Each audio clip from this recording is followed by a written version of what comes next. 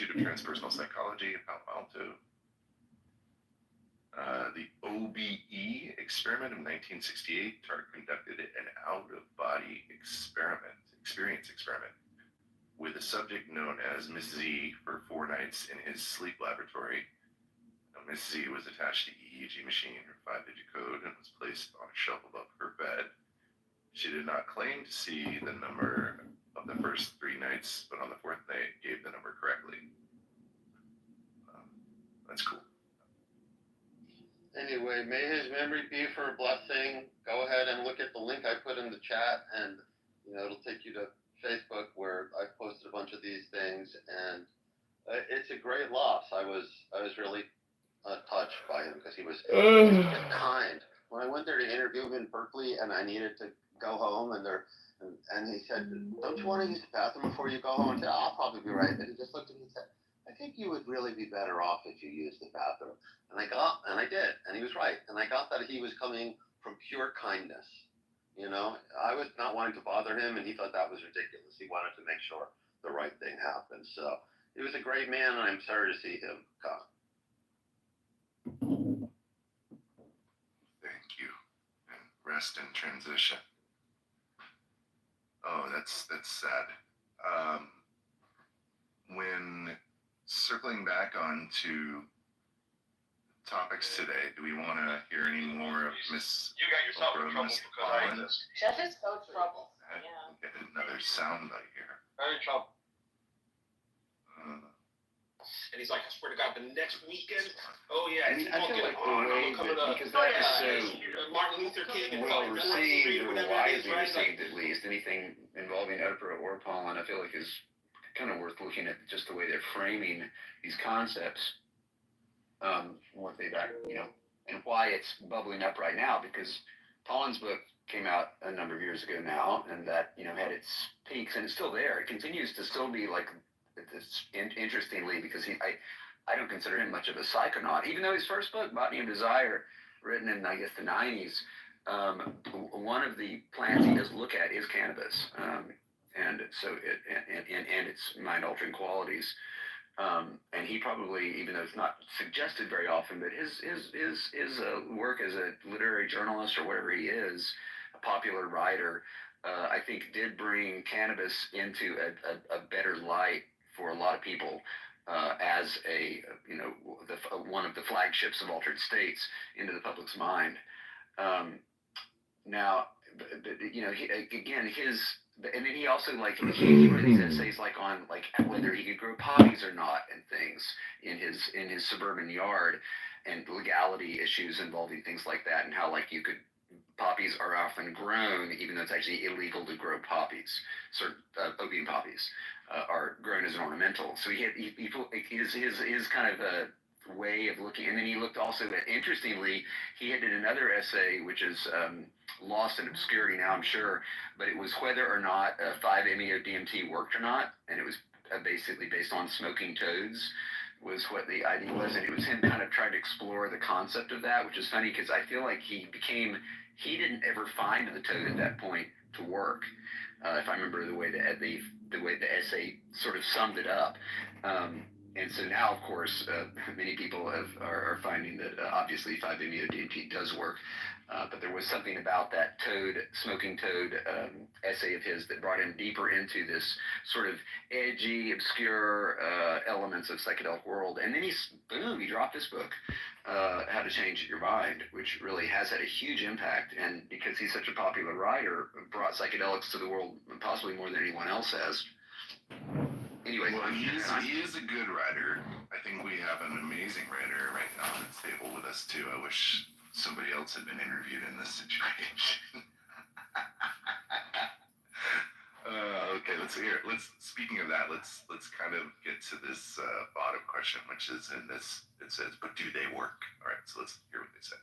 Have had and continue to have preconceived notions and judgments around psychedelics, and at the time, I didn't think our culture, or I, for that matter, was ready for this conversation. I thought, whoa, this is really bold of Michael to do this in 2018, which at the time it was. But now I've noticed, and I think you are the reason for part of the shift. I've seen, first of all, more articles about it, more stories about it, more people who've engaged with the experience of psychedelics. And I think something is happening in the culture. Would you agree? Absolutely. I mean, what's happened since 2018 is I never would have imagined how many how many studies are going on, how much research is being done, and how many people are seeking psychedelic therapy. And in one Would you way, say you were part of that change though? Because when you wrote this book, which is yeah, it now, was pretty fringe. Yes. And I really didn't think that there was a large audience for a book on psychedelics. I was just personally fascinated. But yeah, I mean, I think the book. I hear especially from scientists, that it became okay to study this after the book came out. How to Change Your Mind is such a perfect title, too. Thank you. I love It's that. what it's about. What the new science of psychedelics teaches us about consciousness, dying, addiction, depression, and transcendence. I thought, well, if it does all that, Yeah, I'm going I to know. read this book. It's Yes, a big promise. that's a big promise. But what got me really interested and making me realize, so I had very little experience of psychedelics personally. I was afraid of them. I didn't think I was sturdy enough psychologically to have a big psychedelic trip. And I didn't do it when I was in college. But I wrote an article about a study where they were giving psychedelics to people who had cancer diagnoses, many of them terminal. And Is this Roland Griffith's article? Yes, Roland Griffith. Roland Griffith, who I interviewed, yes, in his last dying days. I know, that's an amazing interview. Yes. How do we awaken and stay awake to the wonder of what our existence is?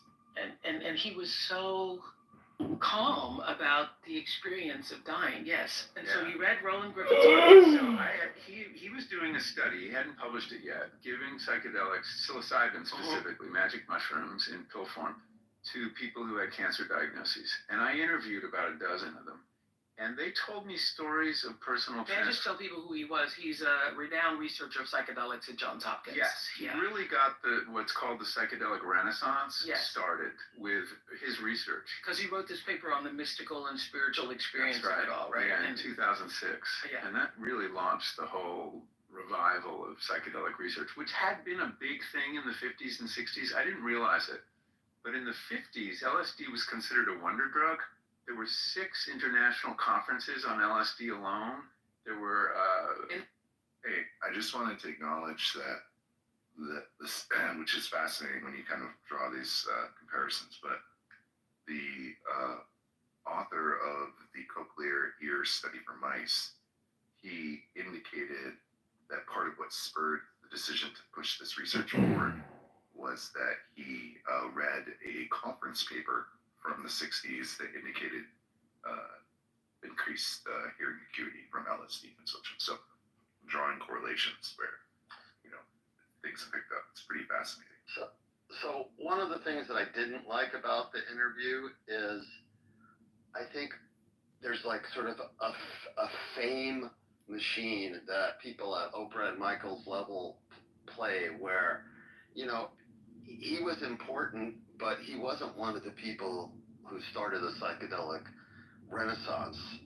And he says that. He says, no, it's Roland. But people, like Jim Fadiman and people like Roland Griffith and all these people had been working, hard since the early 2000s to make this happen. And then Michael, because he's a very popular journalist and writes well and has big publishers behind him, now gets seen as one of the people who was really the main Dr. Ryan.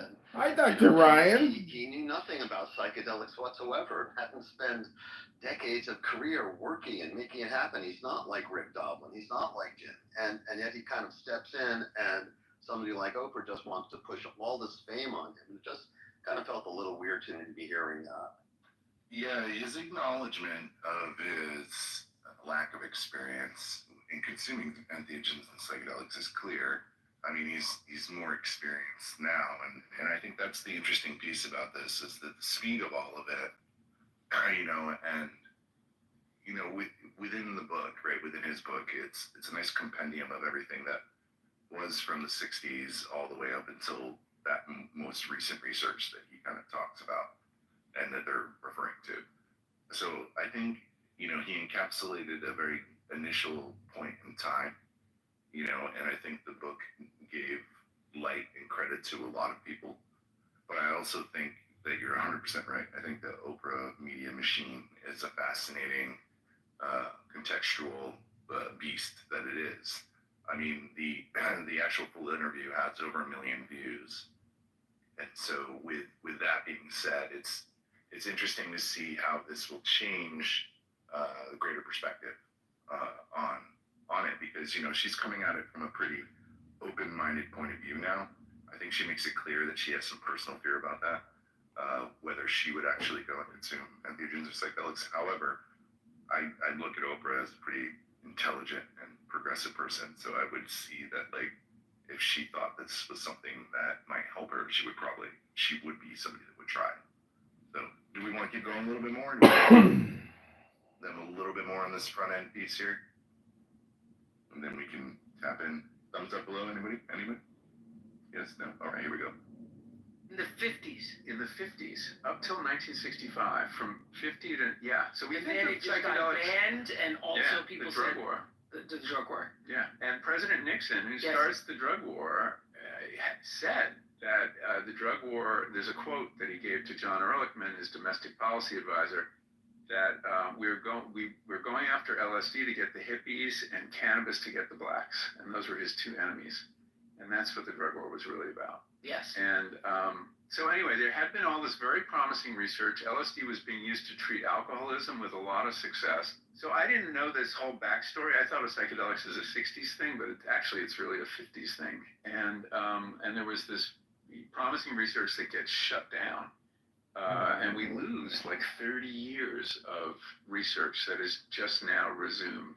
So some people are drawn, we know, to psychedelics because they are suffering from mental illness or mental trauma. Not mental illness, mental trauma. Because I think if you're suffering from mental illness, a lot of people shouldn't take it if you are. There are definitely people who shouldn't mess around with these substances. People at any risk of schizophrenia, if you have a relative that has schizophrenia, usually bipolar, they don't they don't want you in the You need studies. to leave these drugs alone. Yeah, but people struggling with addiction, anxiety, OCD, obsessive compulsive disorder, trauma. Yeah, those are mental disorders that PTSD. Yeah. We're going to talk to somebody later. So some are spiritual seekers, some are suffering from mental traumas, and others are just looking for this experience, or seem to be doing it for fun. Just ripped a huge All right. fart, Ryan. I That's have really trauma. ridiculous, I'm gonna have to drink some more because coffee. Oprah acknowledges the three Smoke some modalities weed to that we clear talk out this about. gaseous air. Pizza farts. Oh man, what are your thoughts, Jordan? Yeah, once again, I mean, I know everyone has to do a lot of CYA, and if we mention anything like schizophrenia or even bipolar, that immediately have to say anyone who has any history, any part of that area, they have to stay really far away from it. And when you listen to Jim speak about this, the nuance is so much greater that we don't have any research as to whether microdoses might be helpful for these people because they're always on purpose excluded from the research. Same things with, the mothers of the mushrooms and that kind of stuff. Why we have absolutely zero research on pregnant and breastfeeding and early parenting women, because they're always excluded. So, this question about if somebody has even the tiniest bit of schizophrenia anywhere in their family history, does that mean that they're a definite no-go for all psychedelics, including microdoses? There's no evidence that anybody has taken a microdose and had a full-blown schizophrenic fit. We don't have any actual cases. Jim has been in correspondence with some of the people who, saying this, some of the researchers, and then he'll ask them, have you ever actually seen a case where this has happened? And they'll go, no. But people feel compelled to toe the party line because there's a very, very small chance that something could happen and there would be legal liability. So it may be that schizophrenics would be supported by the anti-inflammatory effects and the homeostasis and the enhanced neuroplasticity at such a small level. They might be a lot healthier overall, but we'll never know because they're always going to be excluded. And something about that just kind of irks me as well. You hear that, Ryan? We're gonna fix I you up, agree. Ryan.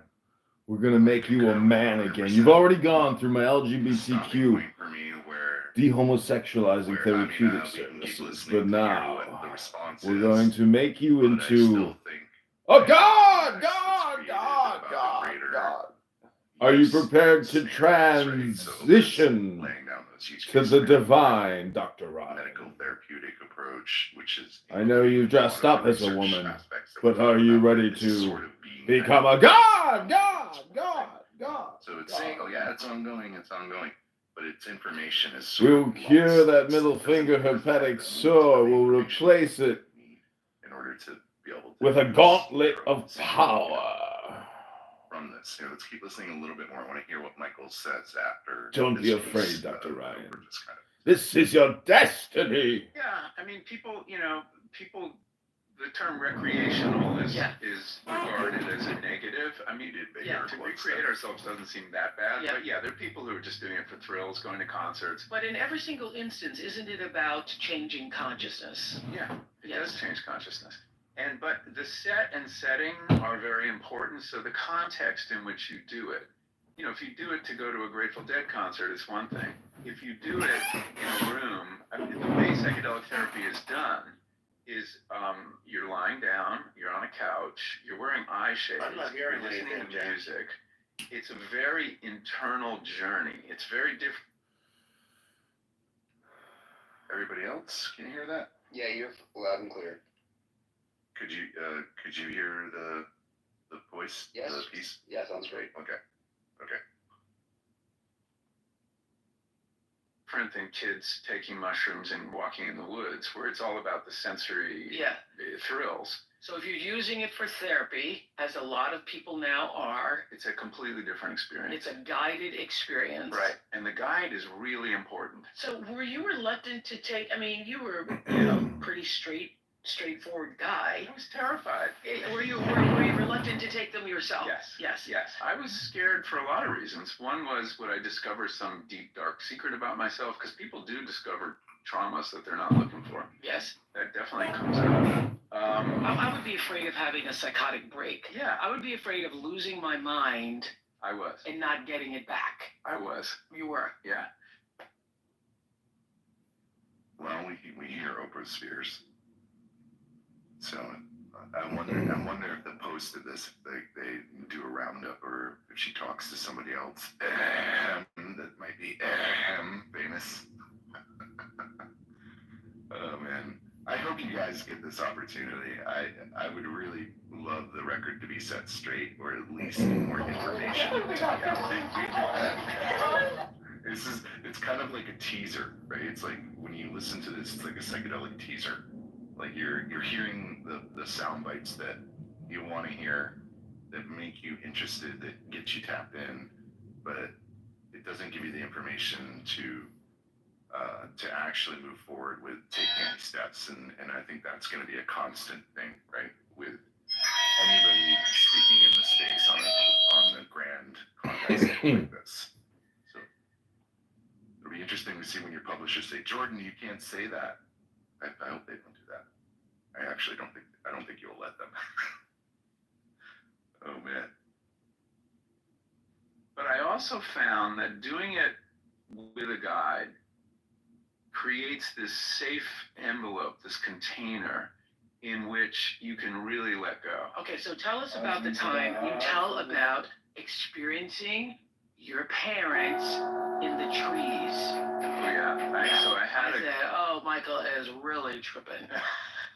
But the realization that you had seemed pretty solid.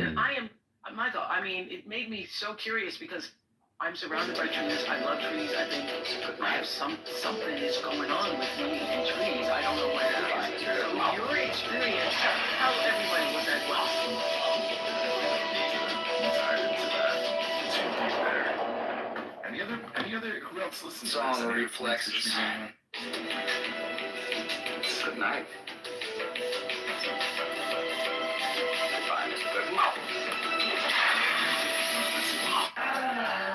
Real or fake? Well, I'm athletes out there. I still positively think about about this is a good thing. I did want to kind of do like a political roundup for a second. Some of the states are kind of still moving forward. We did a legislative roundup a week or two ago. Right now, like Connecticut is popping up in the news feed, and some of the other states with their exploratory committees, excuse me, are really moving forward. So, the access issue that kind of is like talked about this is starting. It's not that it's fading. Pollen makes it very clear that products are out there and things like that.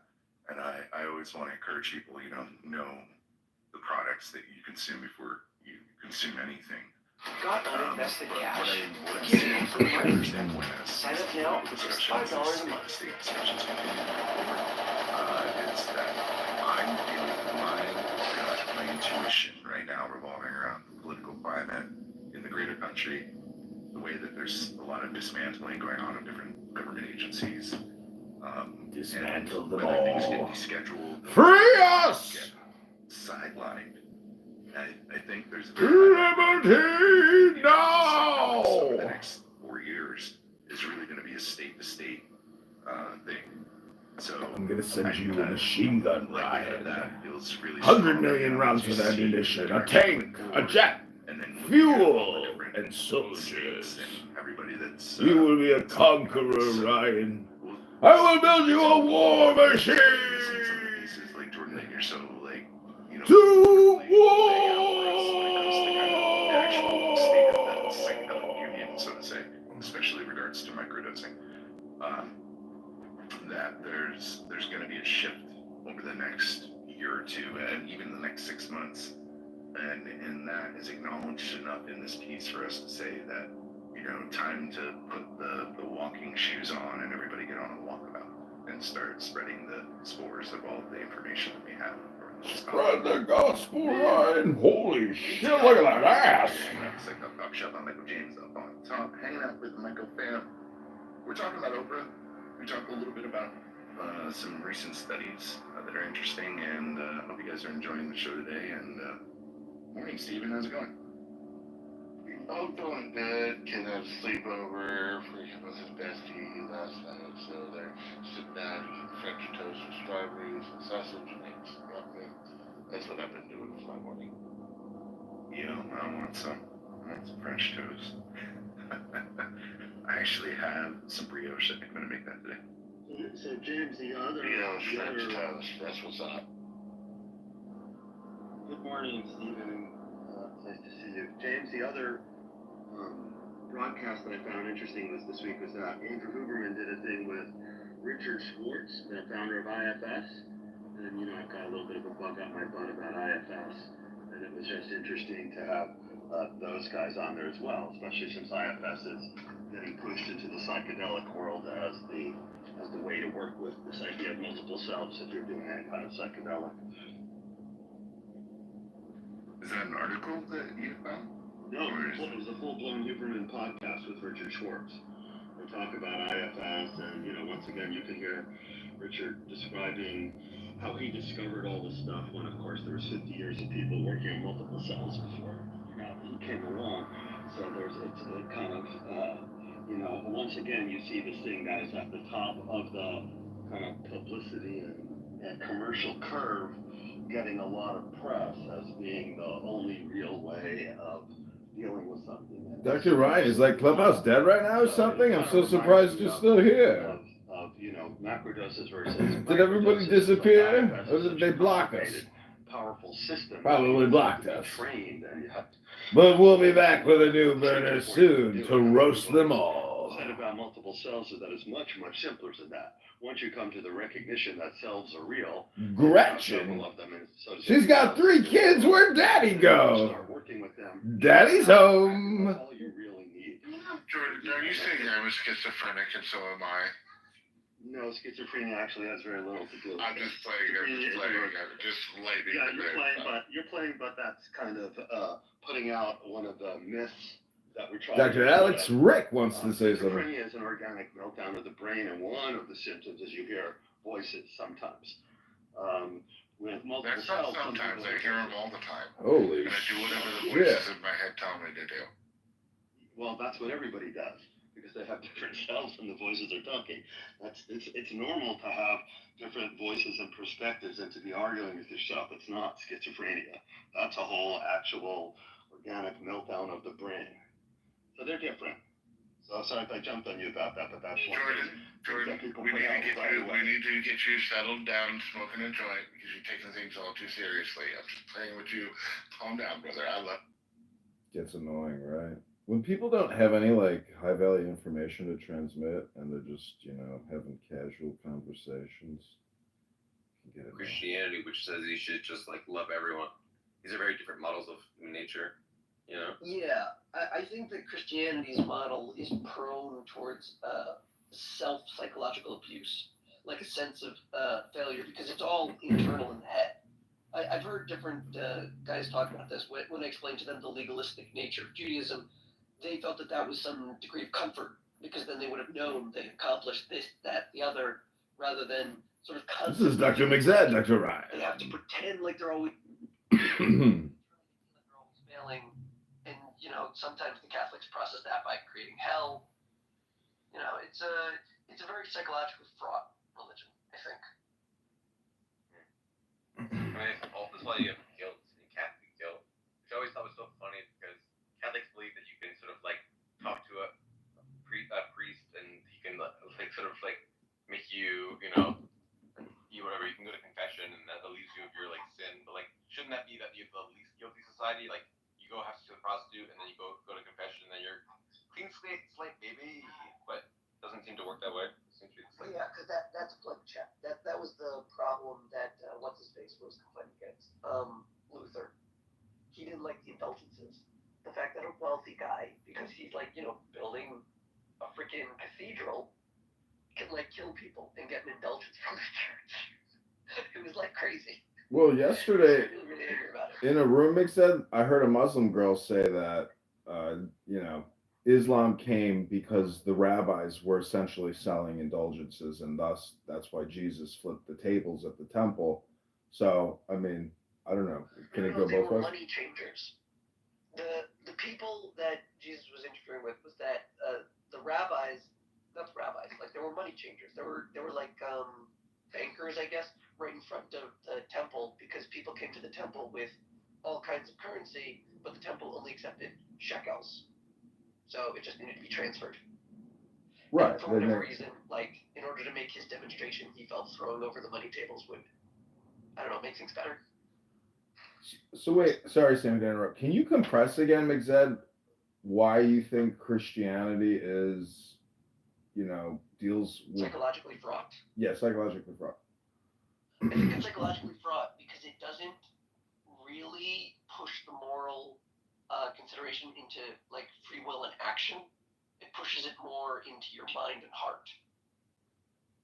And I feel like in your mind and heart, there's no real determiner whether I was engaged in good behavior or bad behavior for my own sake or for God's sake. Whereas when you did the action is done. It's measurable. You can say you did it. And by the way, I do think that like Catholicism does know that. That's why they have their. Yes, I was about to say that. Catholicism has their actions.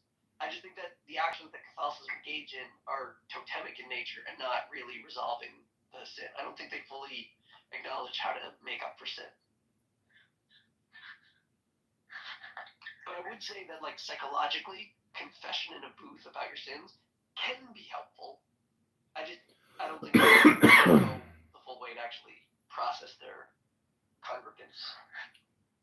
I used to have this Jewish idea that like doesn't matter what I think, that when Jesus says that when you like have lust in your heart, you've already sinned or whatever. And like I'm starting to move to the idea that this is like actually that there's a healthiness to the idea that like your mind should be like cultivated to have virtuous thoughts, and that it's not just a playground of like whatever you want to do with. Because whenever I thought about my friends, I was like, how can I help them? And if I thought like nice thoughts, stuff like that, like I would act better. So like treating your mind as like merely just a playground for you to fantasize in probably does cause you to like do less good than if you like sort of try to cultivate it to be a garden.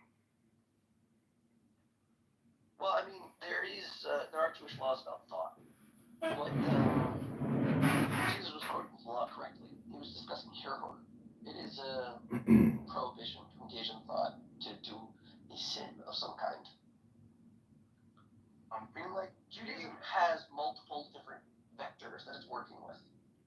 It works on your thoughts, it works on your speech, it works on your actions, it works on your prayers. Like, you know, all religions are basically picking up pieces of things humans are doing and characterizing it within their own framework. Jews didn't invent prayer. They didn't invent bowing. They didn't invent sacred texts. I don't believe they invented animal skin as a parchment. The Jews were a religion. They are a religion. They took what they saw from other people. They understood how God was telling them to do it, and then they trained themselves forever to do it. Hey Zed, would you say that the Jewish view on morality is somewhat similar in that sense to what you were talking about when you were talking about virtue ethics and Aristotelian view of ethics? Yeah, I would say that a big deviation from Judaism, from the sects, is the dismissal of virtue ethics, like pushing towards different ways of dealing with morality. But if you look at the 613 commandments that the Jews calculate out from the five books of Moses, each one of them is like a virtue. Like some of them are like doubled and they're like broad categories, and the rabbis break them down. But all of them are, and the way we characterize it is that they are good innately. Not because God told you, not just because of your nature, but because of all the things. These are like good. Every definition of good applies to these things. And because you're human, it's allowing you to understand why it's good. Why shouldn't we steal? Why should we take care of the poor, the sick, and the orphans? Right? And then in that virtue point, by having 613 like stars in the sky, that shine brighter as you understand them, you understand good human behavior. So it's very virtue based. Right. The reason I asked is because I thought it was very interesting the kind of parallels that you were drawing and the kind of parallels that I was drawing between that and what I see in a Hindu ethical model, right? An Indian ethical model, which is also quite similar in that sense, and also incorporates, aspects like karma and stuff like that. So even though figuratively a Hindu can go into the Ganges and wash his sins, that will just be a spiritual cleansing. It does not relieve him of the burden of karma. So the weight of his actions in that sense will still carry into his life. We Is it have that a the similar spiritual? idea when it comes to atonement. When a person engages in sin, we say that there's a repentance process, which involves confession, like acknowledging that what they did was wrong, returning to never wanting to do that again, and that's like the end of repentance. But then there's atonement, which I think would be touching upon the karmic balance you're referencing. And we say that the only atonement, depending upon the level of sin, sometimes it doesn't atone until death, and your death is an atonement. And sometimes it's just a pain. The universe will hurt you in some way, and if you are like loyal and faithful to the messages of the universe, when you notice it, you should say this should be an atonement for my past sins, things like that. Yeah, I just thought it was a very interesting way of looking at the world, especially considering that the time frames of the development of these ideas, I think more or less is quite similar. I feel like, from what I understand about the Indian scriptures, they are a bit older, but the parallels are quite apparent either way. Right? They are two of the oldest consistent cultures on the planet today. So, Yeah, that was another thing I wanted to comment on if you will let me. I just think it's funny, you were talking about the importance of it, but unfortunately, just having that is not enough. The case in point would be India, which while it does have a very rich repository, that is by no means enough for us to make decisions, especially when it comes to social issues and things like that. That's true. There are some drawbacks. But like India is a large, complicated place. It's not as simple as saying like the religion of India. Whereas the religion of Judaism, for whatever the weird historical whirlwinds. Yeah, for better or for worse, you know. Yeah, We all still kind of know what Judaism is, despite whatever one will tell you. Yeah. I think that's fair. I think the complexity is something that does hold India back, even though you know it is something that we keep working on. It is true that because of the nature of the religion and the nature of the cultural fabric, trying to build common bridges is harder than it may seem at first glance. Like, good instances are like the Balkans and Yugoslavia. Like you can't just force them together. They're all Slavic, but they got different languages and they got reasons for hating each other, and they're all going to kill each other. But they all should federate into some kind of a union. Like they benefit. Yeah, same with Africa, I'd say to a certain extent. You know, it would be very beneficial for them. Exactly, but the desire for federation usually leads to empire. The things that cause federations to become states are usually when they are self-directed tribal affiliations. Tribal affiliations that unite into a larger federal body, that becomes a real state. The Jews have survived that moment. When they were 12 tribes, they could have been like any other Arab tribe that would have been wiped out. When they united into the state of Israel, they became something new forever. Yeah, fair enough, you know. And I just think it's a very interesting conversation to have because I think Judaism in that sense has a much more nuanced view on morality. It can be very frustrating to speak to a Christian or somebody from an Islamic outlook. Uh, not to say that I think any of them are correct. I just think it is more interesting in that sense to speak to a Hindu or a Buddhist or a Jew. Right. Well, because the underlying question is whether or not you're getting into deep moral waters to discern what is correct and what is incorrect. If that's terrifying to you, and it's terrifying to a lot, it's a lot easier to say, hey, here's the answer, just stay on this path. Right? That is what the religious want. They don't want to search for the answer. They want it to be given to them, which is part of the benefit of the Torah. Right? The answers are given. We just tell you got to study it for the rest of your life, and then maybe you'll understand it. Yeah, but you see, there is a very complex social structure around that book, right? A structure that promotes discussion, a structure that promotes even disagreement. Yes.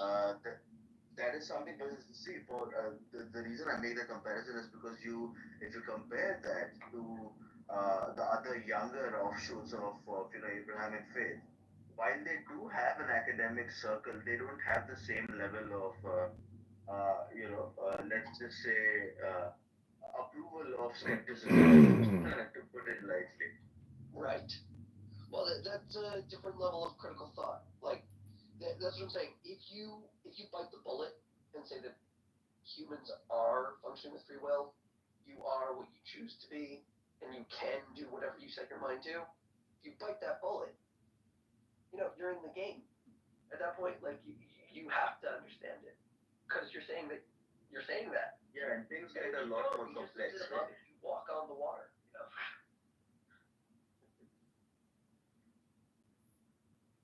Right, and I've been sitting in this room for. I don't think that the value is simply in doing like the deeds that were told to you by your deity. I think the value is in understanding what you're doing and why. Yeah. I wonder why that instinct is so fundamental in between the religions that came before and the ones that came after. If you know what I mean, the sense of intentionality. Dr. Normo! At the level of the individual. I'm in Sam's room. Mixette is enlightening us as to the divine wisdom of Judaism. It's very different. It's a completely different ballgame. Mixette is I gotta say, Mixette might be one of the smartest people. He's could be the smartest person on this app. I don't know if he's probably the top because he's got the law behind him. He's got 2x law, El Normo. This guy's a 2xer. And a 2x, then it makes him a 10x guy. He's a 10x! See, I don't think that the religion. Do you regret not going to law school? What room is this? The host's name is Sam. He's a young Jewish guy.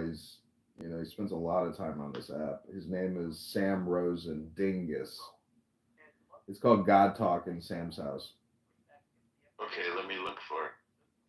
I have my quibbles with Big Fed. Oh, he's antagonistic towards you. That's because I act superior to him. We actually have gotten together in the real world a few times. And with his wife, who was unbelievably hot, by the way. Wow. Yeah. He's in that TV show, you know. I saw, yeah. Well, I didn't see it, but people were talking about it. Well, you should take a look at it because it's actually very, it's very revealing. And the therapist is very hot. Did you see the Columbia thing? How Trump took out $400 million? I guess they repented so they could keep the money. I haven't seen a response to the removal of the $400 billion, and I'm going through the Times right now where you got a notification.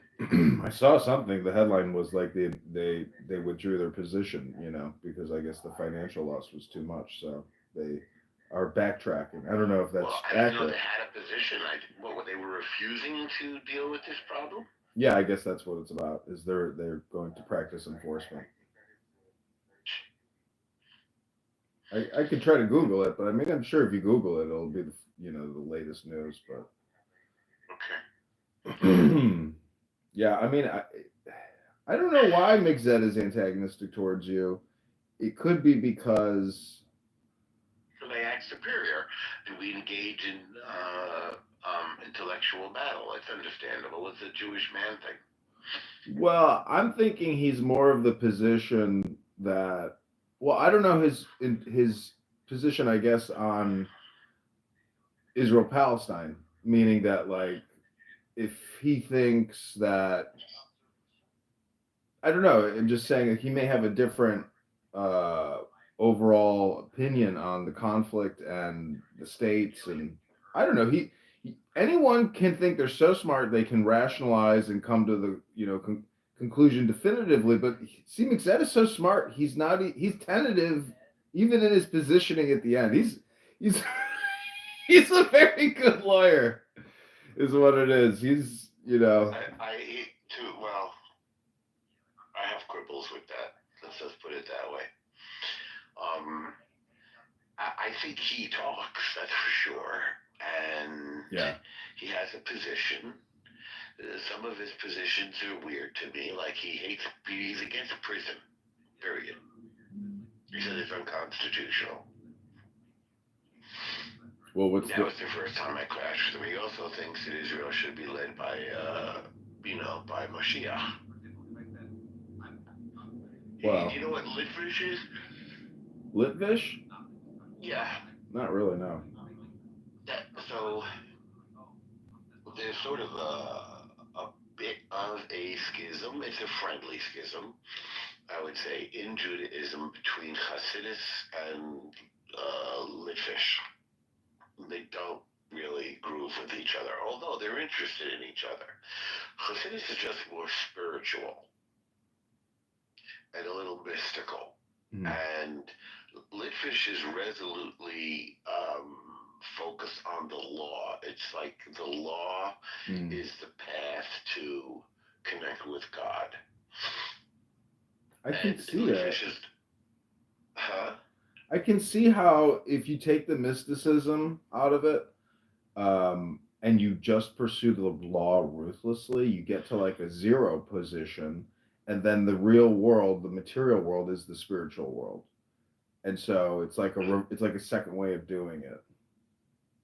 Interesting, yeah. I mean, it's they're very devout. They're also known as yeshivish.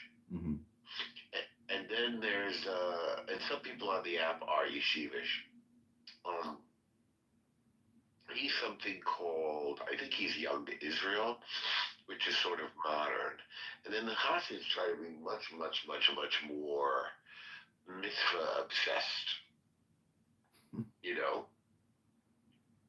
I can see. I know why people fall away from Judaism because it is so expansive and, you know, integrative.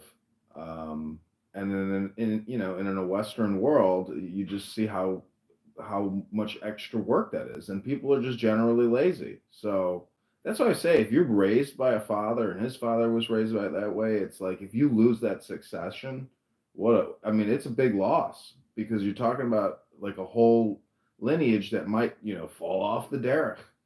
Um, but I mean, it's remarkable if, you have Jewish education, but everything is like a double-edged sword.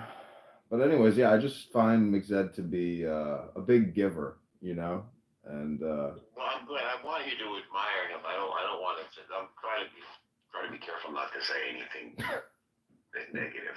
no, I know. But I am surprised to see you two have conflict, which like blows my mind because maybe it's healthy, maybe it's unhealthy, but I'm surprised to see him like aggressively go at you where I'm just like, huh, that's a quirk. Like I didn't expect that. Like what is, why is there conflict between two Jews? I mean, is it political? Meaning like he thinks he's a priest. See, this is where like the atheist agnostic. Well, he's a Kohen. I know, but he has like a very distinctive position because he is a Kohen, and so I don't know. It's to me, it's like if you view it as LARPing, live action role playing, like is he taking it literally too seriously? Is he so sure of himself that like that's his defect or his weakness? That's one of them. Yeah. He has lots of opinions about stuff that are ridiculous. It's kind of funny. It's kind of funny because I mean, I don't know, like I have friends that are pro-Palestine, and to me, they're insane. And I even before October 7th and the whole conflict, they had no interest in Palestine, no interest in Jews, no interest in Israel. But come October 7th, they are now full-time 365 all about posting baby videos and things like that. And I'm like, what happened? Like, what happened to you? Like, why is this your form of communication now?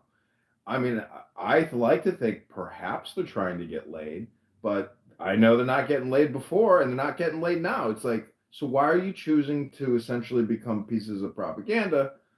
And if they were to talk to McZed, like they would say, cool. I mean, they wouldn't even know his positions are, weird.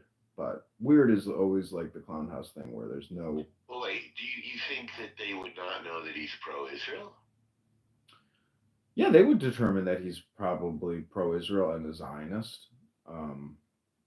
But anyways, this is, we I'm could. not saying his positions on Jewish things are necessarily weird, although he says anti-blanket, anti-prison, it says it's anti-Torah.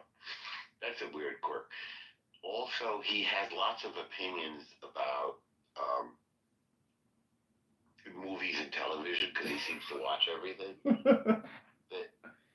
And they're just, he doesn't get it, and a lot of people don't get it, so it's not like something for argument. But there's a overconfidence, I guess you could say.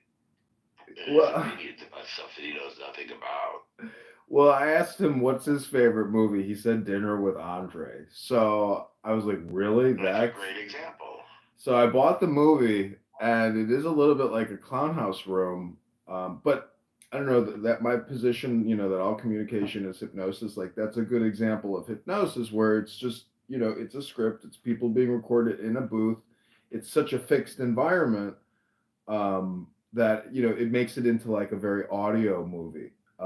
Meaning that like clown house is social audio. That's like a movie audio, with no moving set pieces, and so it's barely a movie. It's only a movie because it's not a movie. Right. And I don't know, it's just I was kind of angry because I bought, I spent like 25-30 bucks on this stupid movie version. And I'm like, McZed, like honestly, like I thought you were gonna give me like some hidden gem. I was like, this was like the worst waste of time ever. Right. He has lousy taste, so that's a problem. You can't argue taste. I don't know. Understands I can't why even he has imagine. those, what? I can't even imagine having. I'll tell you the truth. Like well, not truth. I think the cool thing about Clown House is it is projection, and so like if you ask him about Christianity, he will tell you his reason why he disagrees with it, and that almost becomes like an accurate projection of his condition, and it's like seems to be a universal thing about projection, if that makes any sense. It's just you can What do you mean? meaning that like truth is a double-edged sword, so when somebody supposedly tells their truth, it's like always a projection in a way, it to even to like a small percentage, there's always an element of a projection in what somebody. In this case, he doesn't believe in Christianity because whatever, it's not right. It's it's never meant to come twice, and there's no Trinity and all that kind of stuff. But Well, what are you talking about? meaning when you give an analysis, it applies to you too. Basically, that's what it is. Okay. Because if you're giving a good analysis, it's essentially you're giving yourself a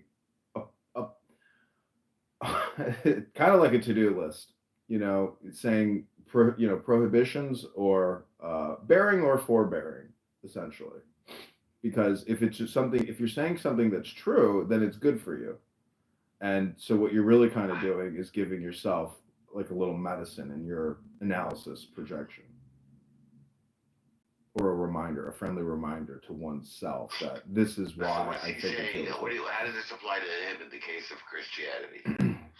I'm just saying projection seems to be universal, where if you have a critique and you say this is what's wrong with it, even if it's accurate, there's still a message in that analysis for the self that he may be blind to or aware of. I don't know. I mean, see, McZed to me is like a fully integrated person, so I don't really disagree with anything he says. I mean, it's like, quirkiness. So, anyways, I don't, Okay. I want you to enjoy him. I don't want to say anything negative. Yeah. Anyways, Yoshihara. yeah, it's gossip. I mean, but we're not really gossiping about him. I mean, there's another person who's like 100 times more educated in the law than him and Jewish law than him, and we listen to him sometimes and smack our heads and talk back channel about how ridiculous this all is. I don't know who that is, but I know I'm not going to say because I don't want to get into a thing, but that's the thing about programming. I mean, it is geographically specific. I mean, if you're in Brooklyn, and I don't know if you've seen the movie Dune, but like creating a Mentat, you're creating like a human computer, and it's remarkable, and it keeps people out of, bad situations. I mean, education is the best thing going, and it always will be. But if it's just one track, and you're missing out on a lot more, information, you just don't see the layovers and the crossovers, or I don't know what dogmatism, I guess it creates, like it just creates automatons that I mean, I was in an Israeli room a couple days ago, and this girl said we should kill them all, and I was like, I've heard that. I was like, yikes. Like, do you know what that? I'm comfortable with that one, yeah. Do you know what that really means? Like, you gonna go do it? You gonna do it? I mean, I just couldn't. I know why people say that kind of thing, because maybe they want to get a response, and so like they're putting out a feeler, and because it's a social audio safe space app, you can say anything. But when I hear an Israeli say we should kill them all, I'm like, oof. Like, damn, like you don't get it. Like that's not kosher. You don't want to say it. You don't even want to think something like that. But like my friend is a cop here in Chicago, and he did community alternative policing with the Jewish community. And somebody in the meeting said, why can't we just drop a nuclear bomb on them? We have nuclear bombs. Why can't we just drop a nuclear? Because it's like I think just people want to troll and get dopamine feedback response from creating major conflict. either internally or externally, group on group. So, anyways, it's just it's just communication analysis at the end of the day. You know. All right, I'm gonna look around and see what's going on. Okay, have a great day. Take care. You too. Improved it a bit, but in the end, it's just a probability. I don't know. They're both persuasive.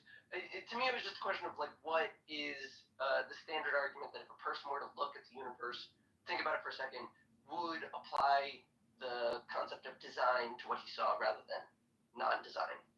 Yeah. So I fully agree that you can look at a watch and be like, that's designed. You can just tell when things are designed. But I think because we've never seen universes get made, like I haven't experienced like 56 universes and then been like, whoa, this one's way more orderly than those other 55.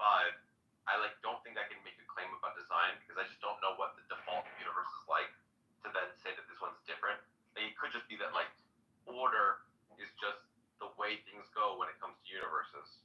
Like that, like having laws of physics is just like the default state of things.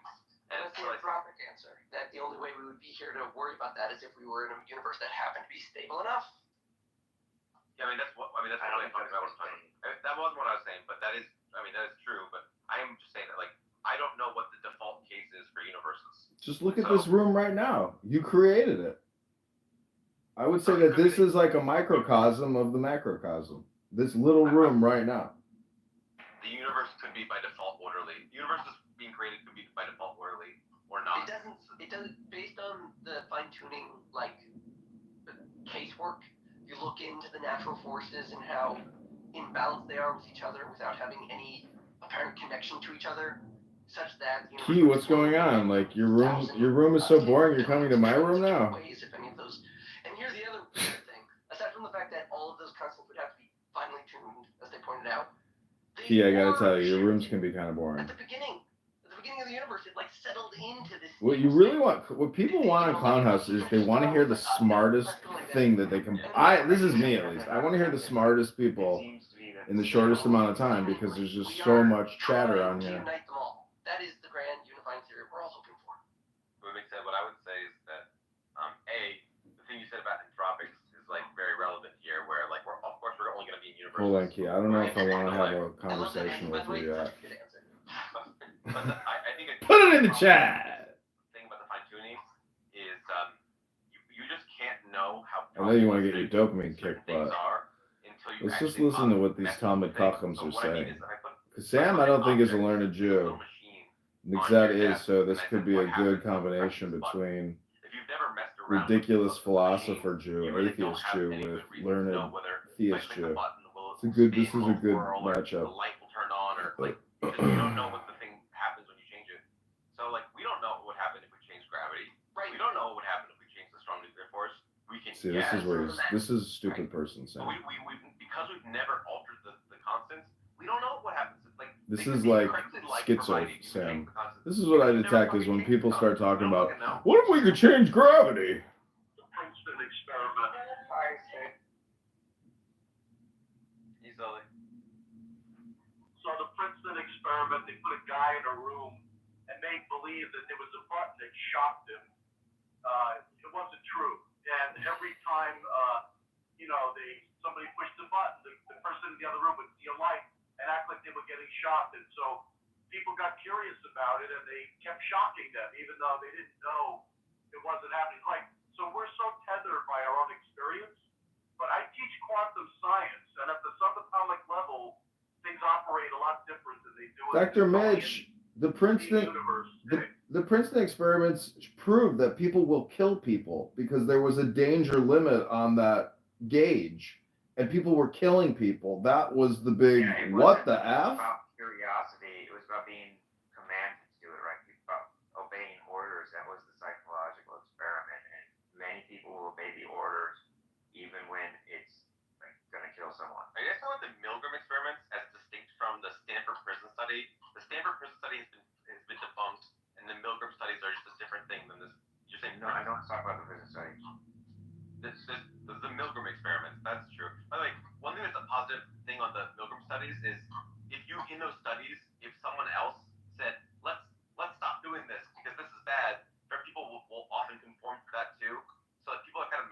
this. Like, yes, if the doctor says shock them, they'll shock them. But if some other person's in the room is like, let's stop shocking them, they can also be very easily moved in that way.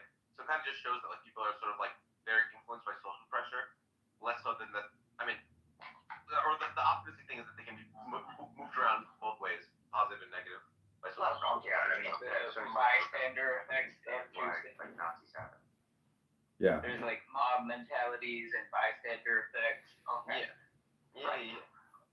But like with the bystander effect, if someone goes, let's help them, like that can also be a thing that influences like human behavior, you know, like both courage and cowardice are contagious. Is kind of It's almost as if all communication is hypnosis. But, No, it's almost like it all. Sully, did you hear my argument against fine-tuning your instrument? Are you critical of it? I have some sympathy for that idea.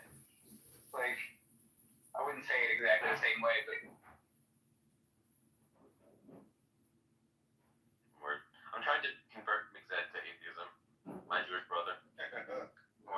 one thing with like fine tuning is that like when people do like computer simulations where they just use the standard laws of physics and the constants that we think they are, like they have to do a bunch of sort of like fudging of the simulation to get it to look anything like the actual universe. So like, you know, we could just as well fudge like other parameter sets to Even if we perfectly ran it and it said that there was like, you know, because we've never actually messed with the parameters, I don't think we don't have any fucking idea what would happen.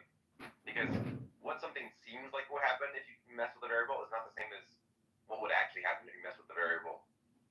Like, it might seem like me flipping a light switch will do nothing to the room because it's just like moving some atoms around, but then no, actually no, it's connected to this whole fucking electrical system and like will totally change the illumination of the room. Like, it's hard to tell what's gonna happen when you change some shit if you don't fully understand the system, if you don't understand like if you've never messed with it at all.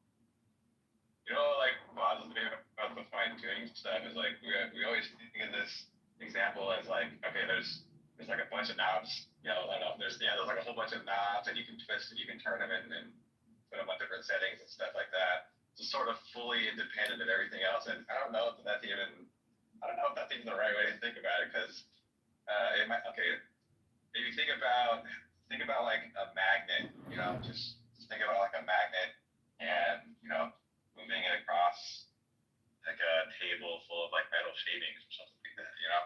You get the magnet on the bottom of the table and the metal shavings on the top, you know. And you just move the magnet up on the bottom, and it just moves all the metal shavings that are on the top of the table. In that case, like it's the physical thing, the magnet, sort of like causing this force, and not the other way around. You know what I mean? Yeah, I think that might be the better way. Like the force cause it, and you know, then, you know, just like operating these like the constants independently of everything else. You know, it might be the other way around. Like gotta manipulate the matter to change the constants. I don't know. Can I, Sam? Have you ever heard of the pattern on the trestle board, or the truth about the self? Pattern on the trestle board seems very different than truth with the self, but I've heard about selves. I haven't heard about trestle boards. So it's 10 verses. I can read them. They're very quick, and I'd love to talk about, you know, this thing called the pattern on the trestle board. It's a little card that I saw once, but I can read them real quick. How do you feel about me reading them? I can send it to you. You want to do that? I have it right now.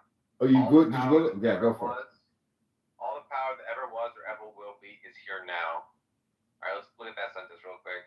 All the power that ever was or ever is here now. Like, what about the fucking power of the Big Bang? It's not here now. That has power. I know, but the Big Bang is now, meaning that we are the expansion of it at this moment right now. Yeah, a roughly like the final, like the now is the final tally of all the power that's ever been, right? Well, there is this theory of the B theory of time, where like all times are equally real, and that might be true. And if that is true, then it's false. If A theory of time is true, if only the now exists and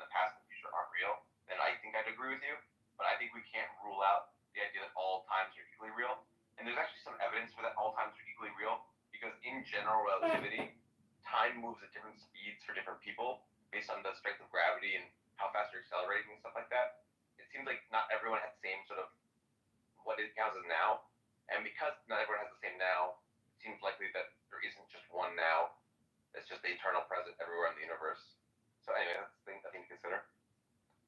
I think about You're silly little fan. You're silly little. Wait, I'm being silly. You're a theorist of time, bro. Why are you fucking? No, I'm a D theorist. Okay, I'm not. No, I'm not a D long D theorist. No, wait, What? Quantum entanglement. Is D theory an actual thing? Yes. What is it? Wait, I always thought you were memeing about D theory. D theory is real. Yeah, D theory is real. It's a long and thick What is theory. it?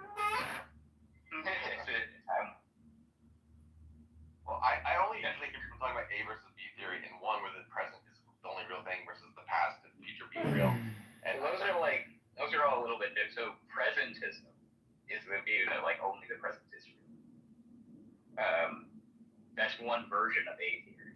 Have you heard of like the growing block before? That would be like an A theory. Moving spotlight would be an A theory. just that the present has like a sort of a special status or something like that. Status, yeah. Or that there's like two U and A properties of change. All right, I understand. Okay. Presentism versus eternalism. That's a debate in philosophy. And general relativity tends to push you towards eternalism because of the fact that time isn't the same for everyone. Why is that false? So why am I silly for saying that? I just don't know that it connects to the thing you read where it said like all the power is present now. Like I think that could still be true. It could be that like all power obtains at all moments, and it's like, yeah, it's true to say at any moment that like all power is present, whatever the fuck that means. Like say there's like a total energy like that's constant, right? Like let's just imagine there's just like a total energy that's constant across all moments in time. You can say like, you know, all the energy is present at each moment, you know. I don't know, man. I think if there is just a real present, if the present has some special status, then yes, power that ever was, never will be, is here now. But if the Big Bang is happening, if 1 billion years ago, if the dinosaurs are still alive today and just as real as mine today, I just don't have access to it. I definitely don't want to say all the power is here now. It makes this moment not special, and so I don't want to say the power is only here now. Yeah, but it just depends on what power is supposed to be, because like think about like we were talking about meteorology, right? Like say there's just a bunch of symbols and they kind of like, you know, they find themselves in different arrangements at different times, right? But like nonetheless, like at any given time you would say like, yeah, all the symbols are still there. You know, they're not like popping in and out of existence or whatever. They're just like, yeah. Does that make sense? And then they have the causal powers, and so like all the causal powers are still there, you know, blah blah blah. Okay, the next part of this is I am the center of expression for the primal will to good, which eternally creates and sustains the universe. Right, let's say I am the center of expression for the primal will to good, which eternally creates and sustains the universe. Center of expression That sounds kind of self-centered. Yeah, that sounds kind of. Yeah. I am the center of the universe. Okay. I wish that was. I guess Yeah, that's but not all lying around me. Are they just like NPCs? Centric model. Yeah, can you define the center of expression from the back of expression or the left of expression? The center cannot hold. That gives me a headache. Wait, did you write this out? Where you get this? No. This is some Kabbalah stuff that now asked me to read, and so now we're analyzing what it says. One quick second. I am the center of expression for the primal will to good, which eternally creates and sustains the universe. I think this is like solipsistic. I think that I don't know. It's denying that. I think it's denying that other people are equally real as me. And it's really I am at the beginning. Yes, I am. You just sent a photo. No, that's God. Oh wait, no, it says I am a center. Fuck, I didn't say the center. Okay, I fucked up. Okay, I am a center of expression for the primal will good. That's a little bit less controversial, I guess. Yeah, which eternally creates and sustains the universe. Okay, well, why do we think there's a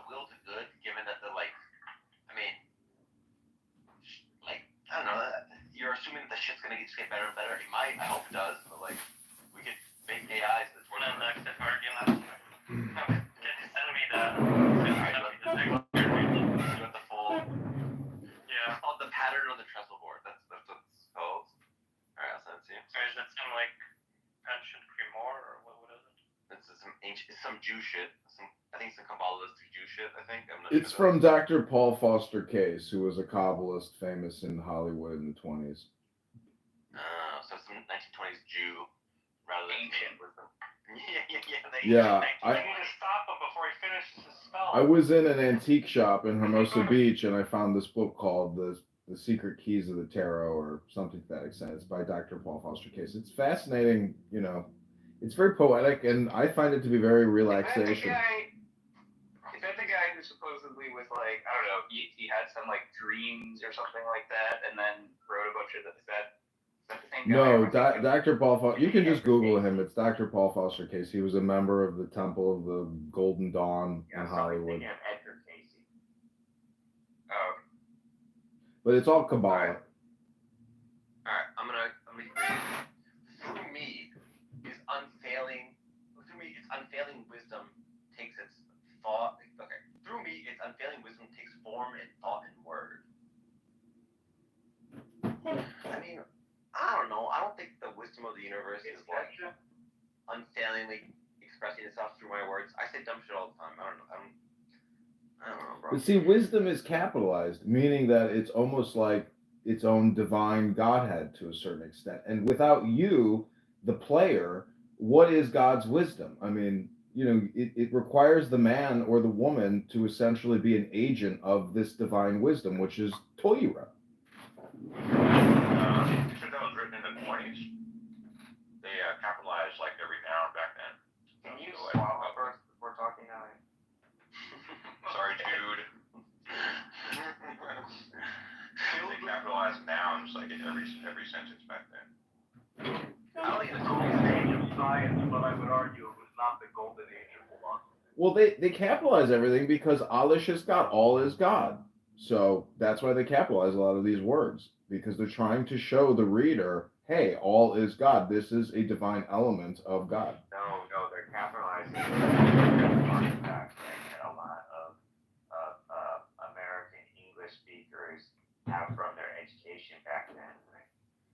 It's a thing that happens in some European languages.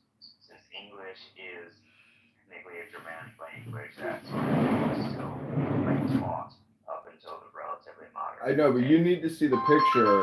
You need to see the picture of this divine trestle board thing, because other words that are capitalized: will to good, will, victorious life, understanding, limitless light, eternal being, kingdom spirit.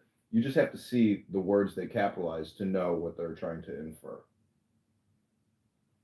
All right, here's what I'm gonna do. I'm gonna read the whole thing, and then I'm gonna take ChatGPT and ask it to replace some of the abstract words with different abstract words, and we'll see if they like how much it changes the meaning. Because I think that you can just like, this feels like deep tropic energy to me, where you can just like take a bunch of abstractions and like put them together in word salad and see if they sound profound. So okay, anyway. Filled with understanding of its perfect law, I am guided moment to moment along the path of liberation. From the exhaustless riches of limited substance, I draw all things needful, both spiritual and material. I recognize the manifestation of the undeviating justice in all circumstances of my life. In all things, great and small, I see the beauty of divine expression. Living from that will, supported by its unfailing wisdom and understanding, mine is the victorious life. I look forward with confidence to the perfect realization of the eternal splendor of the limitless light. In thought and word and deed, I rest my life from day to day upon the foundation of eternal being. The kingdom of spirit is embodied in my flesh. All right, what do we think, guys? Man, it's just like pretty standard, you know, like, I don't know, Neoplatonism, mysticism stuff, or like, God is the source of all this cool stuff, and he also sort of like, But this is direct involvement, hold on, has like a pretty direct involvement in the lives of people who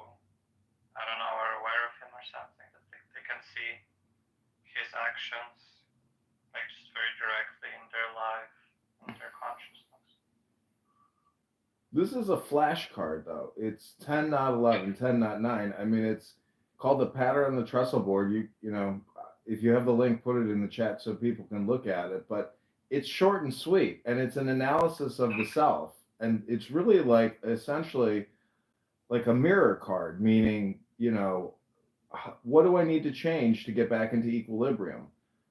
Is it my understanding? Is it, how do I get back? How do I get the kingdom of of spirit? I mean, if you want to be agnostic and atheistic about it, it's all just fluff, but it's positivity. And I think a lot of people on this app need to hear positive vibrations as opposed to the constant, chronic, low vibration negativity that people put into this box and that we all suffer from. I prefer the positive. That's all I'm saying. Right, because I asked GPT to just reverse the meaning of all the sentences and see if it sounds profound. All the weakness that never was and never will be is absent now. I am a hollow vessel for the flat fundamental drive to ruin, which endlessly fractures and unravels the cosmos. Through me, its faltering folly dissolves into silence and dust.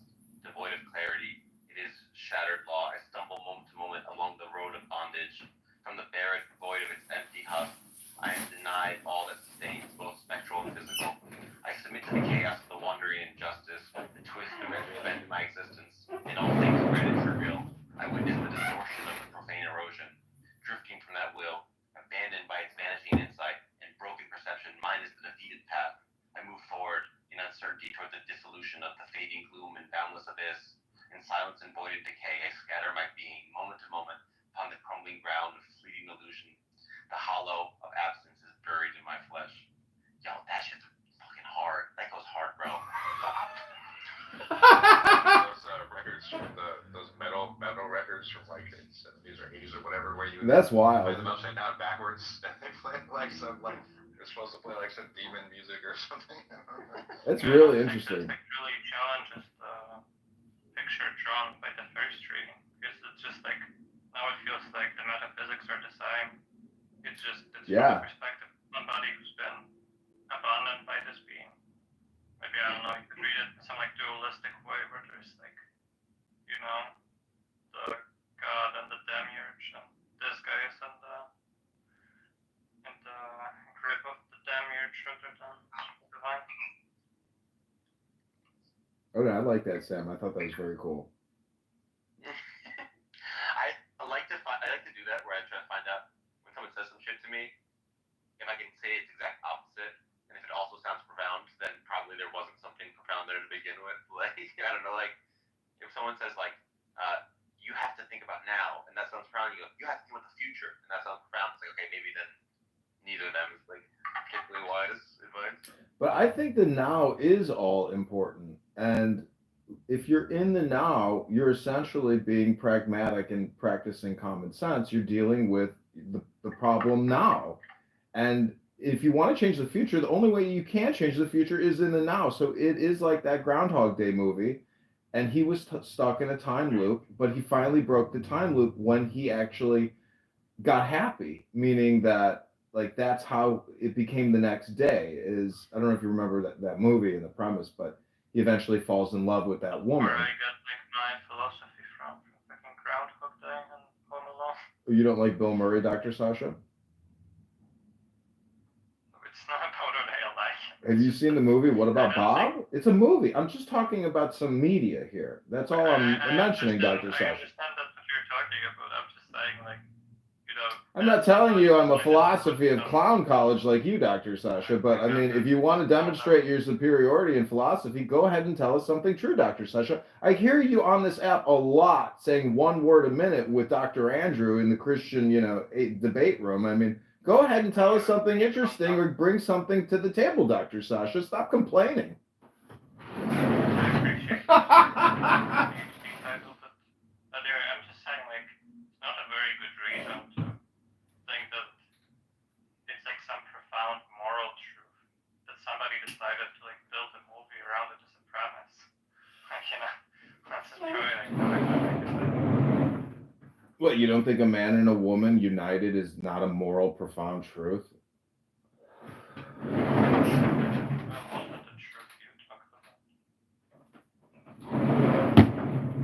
I know that's That's because you've never seen the movie Dr. Groundhog Day. Well, no, you told me what the lesson you took away from the movie was. Listen, the point is, a man and a woman united supposedly is where the presence of the Blessed Holy Ancient One is. I think that's a verse from the Zohar. So what I'm saying is, in Groundhog Day, he unites with the woman at the end of the movie, and then the time loop is broken.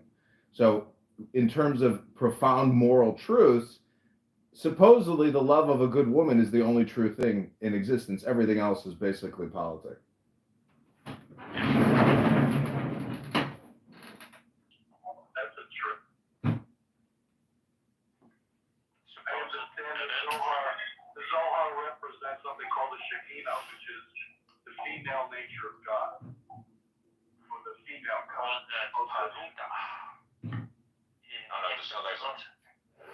Some of some postmodern bullshit. Now. This is like probably the same level of like precision and thinking that's exhibited by like gender studies. It's easy to say that the Shekinah, or the feminine aspect of the deity, is essentially post-modernity. But if you look at the game of chess, which is a trestle board, and you guys just heard the truth about the self, when the pawn gets to the other side, it transcends into a queen. So if you're a man, I think that's not true. You can turn the pawn into any piece you like. Well, obviously you choose the queen. No, sometimes you don't. Sometimes you, well, the first time, no? What do you mean the first time? Well, come on, Dr. Sasha, don't waste our time. I'm just saying sometimes it's incorrect to turn the pawn into a queen. Sometimes you should turn it into other stuff.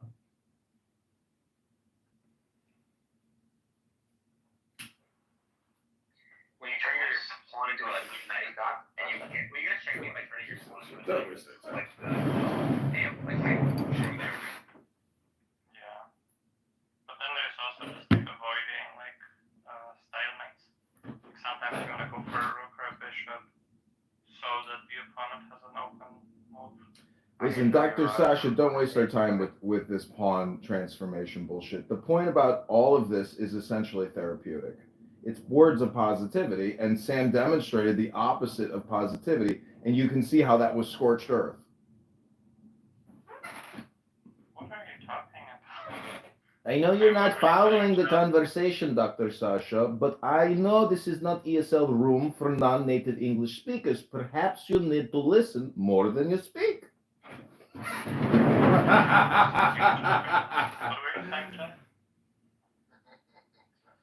Oh, I didn't know that you could turn a pawn into anything but a queen. No, anything but a king or a pawn. No, I thought a queen was what it always did. Automatically, that's how my grandpa taught me, right? So obviously didn't know. Your grandpa was fucking wrong. Yeah, there's actually I said I didn't know you were fun games where if you promote him to a knight, you can get like a checkmate that a queen would accomplish. Yeah, I understand the moves too, right? I didn't know that the rule said you could turn the pawn into something other. Your grandpa's a liar. Your grandpa told you false things. We will tell you. I think he believed it, right? So it wasn't a lie. I don't know. So, David's right. Dr. McZett, I'm wondering if you could tell us in Judaism, how does Judaism deal with opposites in the way that the Tao Te Ching does? And who is this guy? Who are you, Dr. Sasha? Please, I'm asking question here. Please don't interrupt. Yeah,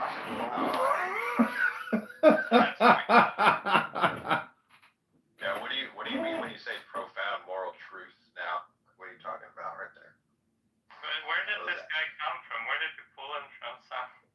He's just like the weirdest. Please, can we get back to God talk? Sasha, don't attack me personally. Leave the ad hominem out of your mouth, please. I went outside and got a cigarette, and I found him under a shoe. That makes sense, but like he's like it's like a very strange character. Where he has like with the MAGA Pepe U.S. flag in his profile picture. I am a comedian. Sometimes people call me a troll, Dr. Sasha. Then he also does some like weird esoteric bullshit. Like I don't know.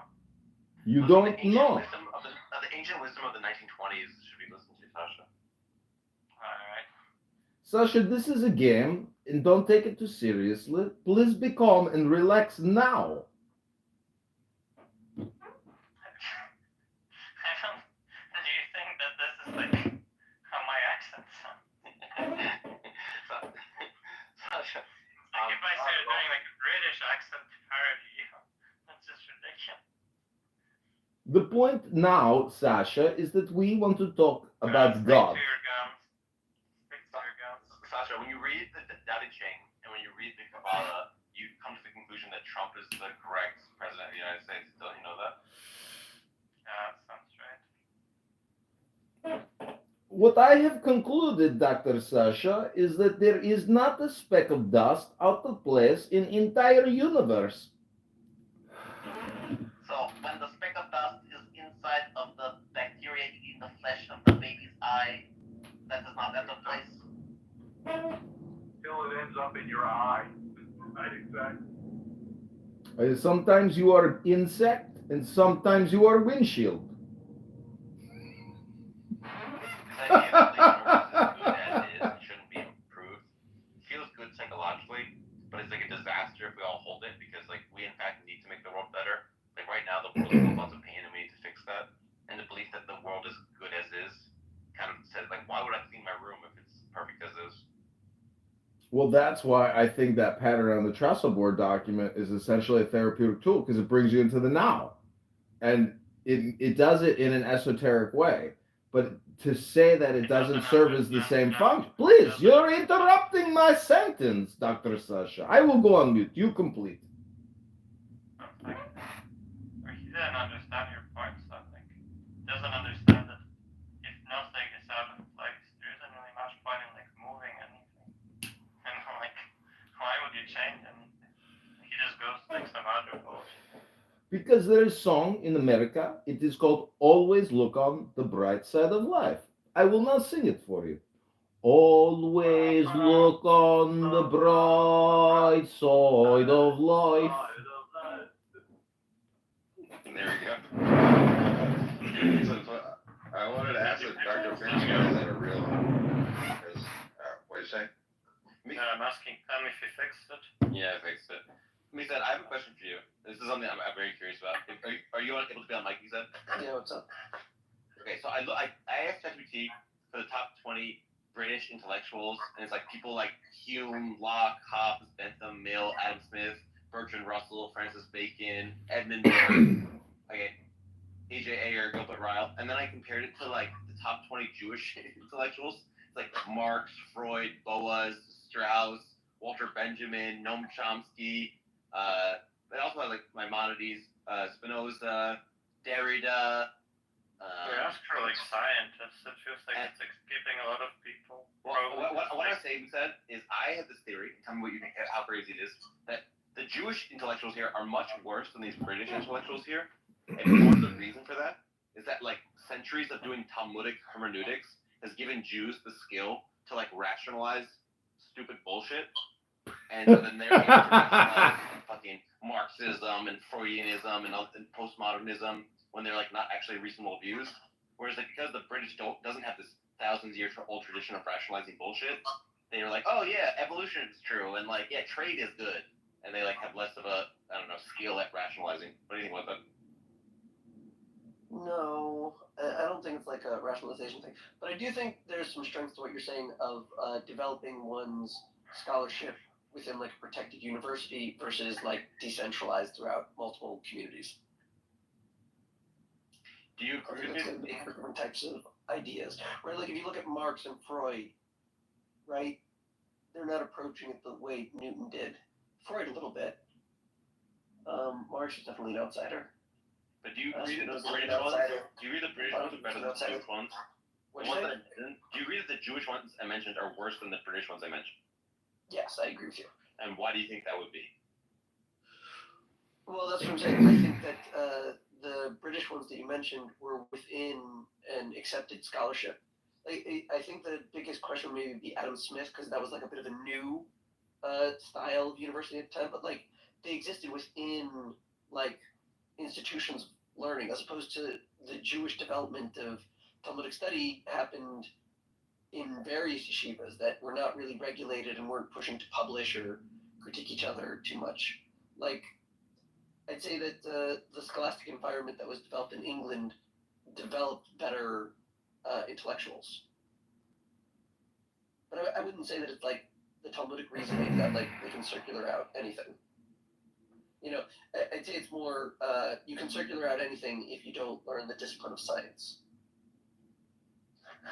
And say we got it right because Chomsky's dad was like a Hebrew scholar.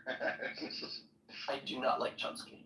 I have this theory, Mixed, that Jews have a skill at rationalizing pseudoscience, that the British people lack this skill. So when they do science, they just don't have this, they like can't just rationalize crazy horseshit at the same level. No, that's not true. I mean, like, it might be true of modern Britain, but like back in the day, they were, you know, snake charmers. They were also mystical. If you, it's actually a funny trope in comic books. Like, the claim to fame of America is mutants because we invented nuclear power and we have diversity issues. But in England, they have magic powers. All the magic people, they come from England because of all the magic there. Dragons, wizards, Merlin, it's a thing. Fairies everywhere. Yeah, the little people. Yeah, I mean, I don't know. Like, that's what Lord of the Rings was. He was trying to give more life to ancient English mythology. Well, like I actually did a entire course Since you didn't answer, I'm one out of my walk. I'll be back in an hour. And he was like lamenting that there wasn't like a unified mythology for Britain, and he wanted to like make something along those lines, right? Even though it's not like he was trying to get people to think it was like actually based on real legends or anything, but yeah, like that was a thing that he lamented about. He wanted there to be like some unified mythology, like you know, like at least seems to be true of other places when you grew up in England at the time he did, right? Because it seemed like there was a Chinese unified mythology and Japanese and you know, these places all over the world.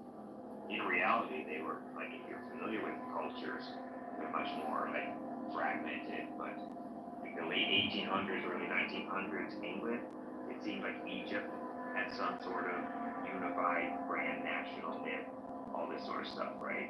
Going back forever. When you say that, like the monarchy was central. And that's not mythology, right? That's like a political unification, maybe. Divine though. That's not like a unified mythology. Yeah, what they wanted was like access to the mythic realm. The Greeks tell their stories of satyrs in the desert. The Arabs will tell us about the jinn. And the English, they have old stories, but they like undid a lot of them when they adopted Christianity. That's right. The Christians specifically, the missionaries specifically undid them, right? So like Tolkien was at the forefront. He was like a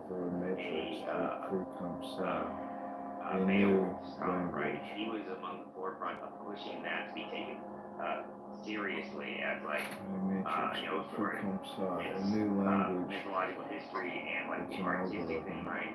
Because that was just poo-pooed upon before that. It's an algorithm. And if you've ever read Beowulf, like it's really hard because it's in Old English, but like even what we have is like a Christianized version of it. You know, some missionary or whatever in I don't know, hundreds of years after like the story came about, and redid it in a way that could be allowed to be kept, right?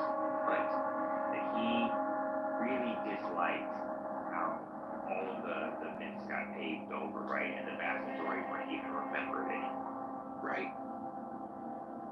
And I like share his opinion of that. Like, it's astrological math for self-analysis and equilibrium was of pushing, peace. and their Christianization was small. They were invaded and colonized a few different times before pushing off one of the invaders and being the invader left standing. Right? And in all of that, they're run by kings. Shortly after that, they realize that they're citizens, and then they're recharacterizing their own history as they overthrow their monarch. So, in that era, like 17, that's the other weird thing. We know more about history. They're their history. We know more about what led to them than they knew about what led to them. Because they didn't have the best records back then, and people weren't literate, and they invented new myths. The formation of America was part of the myth formation of the citizenship of England, redefining itself while getting rid of their king. It's a very complicated, relationship with the state and identity when it comes to the English history. Alright, one piece of evidence against what I'm saying about the Jews versus the Brits is that the Germans also suffered in this regard. And so maybe because the Jews lived in Germany and shit, that they were just influenced by this general German trend towards making up bullshit. I asked the top 20 German philosophers, and it had people I also don't respect. So I don't know. Maybe it's something about British culture that uniquely has a good thing where it's not coming up with bullshit. Maybe alternatively, here's an alternate theory. They have lots of country houses in the country, and that maybe being around animals and nature makes you prone to not just get stuck in the world of ideas. You're more embodied and more in the world if you're in nature more. Whereas if you're stuck in a city, cramped writing books, you're gonna fall victim to abstraction. I don't know. This is out of my ass though. The truth about British people and historical success is the repeated mechanization and automation of governments. I think that all languages are somewhat siphoned off from each other in terms of understanding. The epitome of my understanding is going to be linked to the understanding I have in a language. So, the epitome of my understanding in English will be different from the epitome of my understanding in Hebrew. And so, what I would posit as to why you and I might agree that the English intellectuals are superior to the others we've listed. It's because we're speaking English. They are, by definition, the most correct. What are you saying?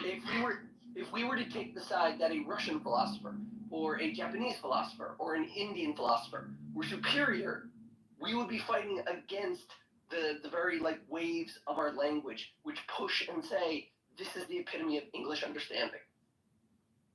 I don't know. I mean, it's true that because I'm speaking English, I'm more likely to have English culture, and therefore more likely to be like English intellectuals. Yeah, they say that about Americans. They have a weird deference to the British accent. But I am not. I'm making the claim that the thinkers that I'm talking about just are better. The ones that are doing the. I agree with you. But we are Freud and both Marx are biased. making mistakes in a way that Bertrand Russell's making less of a mistake. He's better at reasoning, and I'm I'm objective about the fact that some people are just better at reasoning than other people. And I'm saying that some of that objective standardization comes from the language we're using. What's up, Timothy? Englishman is here. Yeah, but we don't think that the ones who came with us are very smart. So. Excuse me. No, go take a hot bath. What did you say? What did you? Timothy, to get you up to speed, I was claiming that the British intellectuals are better than the Jewish intellectuals, and I claim that this is because the Jews have 1,000 years to come up with good rationalization of bullshit in the Talmud, and the British didn't have that. So they had an advantage intellectually to not practice the skill of rationalizing bullshit. Are you comparing rabbis to Enlightenment philosophers? I'm comparing Locke and Hume and Hobbes and Smith and Darwin to Marx and Freud and Strauss and Boas and Adorno and Walter Benjamin and Leo Strauss and Chomsky. Chomsky? Yeah, I'm anti-Chomsky. Okay, so you're saying, sweet, smooth. You're saying the Enlightened British Enlightenment philosophy was superior to Jewish contemporary philosophy? No, okay. If I have a list of I asked ChatGPT. I gave him a list of all my favorite intellectuals, and half of them are Jewish. Actually, the majority of them are British. But if you look at the most famous Jewish ones, they tend to be fucking up more than the most famous British ones, even though there are lots of good. I watched a documentary on a History Channel once, and there was a famous British jurist or something who it turned out actually had Jewish ancestry. It turned out was Jewish, but What was your rainbow? This intellectual. They don't really remark about his Jewish heritage, right? But apparently I can't remember if it was Magna Carta or some other really important legal document or something, like some kind of like constitutional document. But apparently, like there's like these like parallels with like the Torah and stuff, and basically they were able to determine that the first coherent kind of concept of a nation that he based a lot of this like legislation or whatever this is like constitutional work on was basically just like based on the Old Testament, like based on the Torah and the Talmud and whatever else. Like basically the Jewish concept of like a nation and a nation state. So the modern nation state, essentially that concept is like derived from like the Jewish conception of a nation. So I don't know. Like maybe there's a lot more influence. Maybe like Jewish. There's like far more of a Jewish cultural influence on a lot of these great thinkers that you're speaking about. And definitely at least Christian, like in terms of Christianity or like religiously, Jewish people have a really big influence. So, okay, of my favorite philosophy thinkers ever, Scott Alexander is Jewish, Douglas Hofstadter is Jewish, Robert Nozick is Jewish. I didn't know Nozick was Jewish. Nozick was Jewish. Jason Coffins is Jewish. Agnes Callard is Jewish. Elliot Sober is Jewish. AJ Ayer is Jewish. Stephen Baker is Jewish. Tyler Cowen is Jewish. So like there are Bernie Sanders Harvey Weinstein is Jewish. Yeah. George Soros. I'm not against. I'm not saying that bad. Lots of Jewish intellectuals that are amazing that I love, but like I'm just saying the ones that are like the most prominent, Marx, Freud, they fucking suck way more than like Darwin.